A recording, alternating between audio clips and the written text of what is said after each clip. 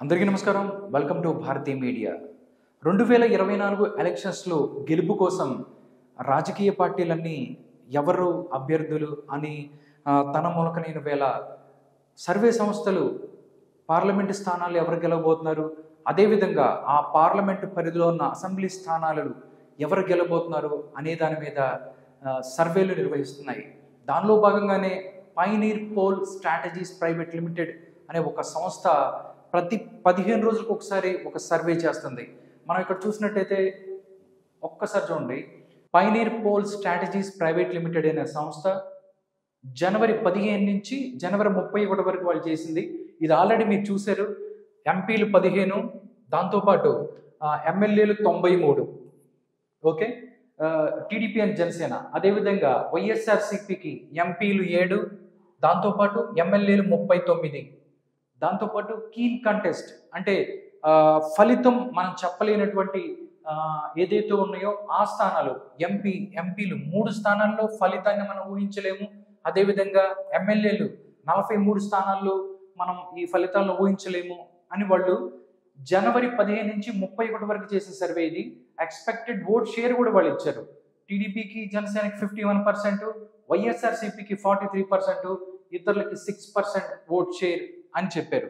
దీని తర్వాత వాళ్ళు దాని తర్వాత కూడా ఈ సర్వే తర్వాత కూడా ఇంకొక సర్వే చేశారు.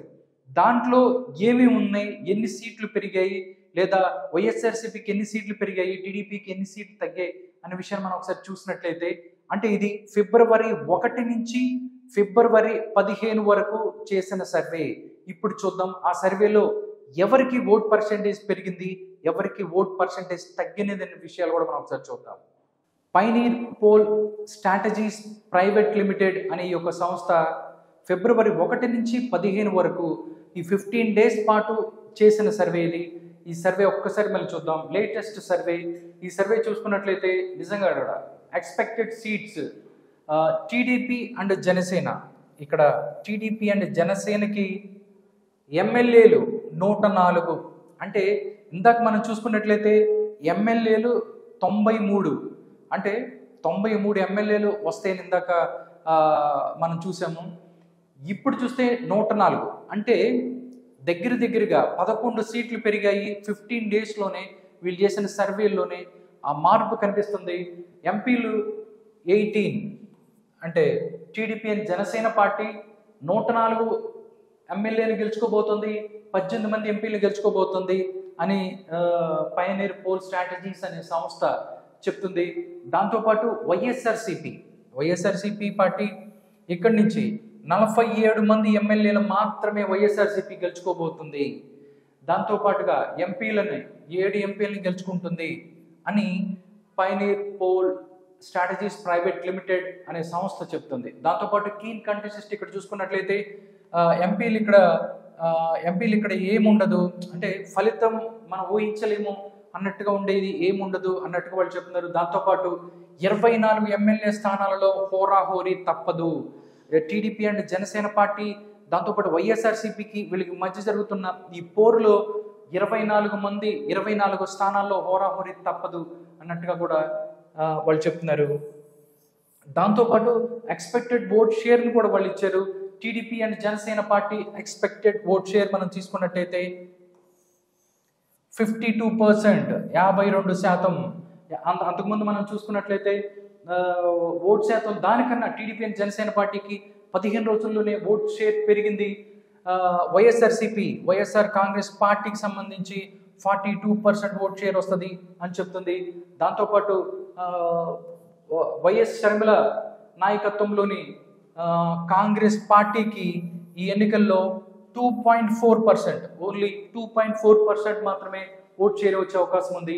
దాంతోపాటు బీజేపీని తీసుకున్నట్టయితే కేంద్రంలో మేము అధికారంలో రాబోతున్నాము, మోడీ గారు 3వ ప్రధానమంత్రి అవబోతున్నారని చెప్తున్న బీజేపీ ఆంధ్రప్రదేశ్లో కేవలం 1.5% ఓట్ షేర్తో వాళ్ళు ఇక్కడ ఓట్లు సాధించే అవకాశం ఉంది.